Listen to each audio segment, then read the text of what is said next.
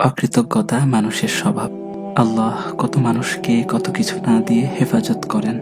মানুষ বোঝে না, সন্তুষ্ট হতে পারে না। যে মেয়েটি কালো, সে সুন্দরী মেয়েটিকে দেখে দীর্ঘশ্বাস ফেলে, অথচ আল্লাহ তাকে ফর্সা করে বানালে দেখে বেড়ানোর বেদী হয়তো তাকে পেয়ে বসত। সাময়িক বাহ্যিক রূপটি না দিয়ে কত গুনাহ থেকে আল্লাহ তাকে বাঁচিয়েছেন। সে কি বুঝতে পারে?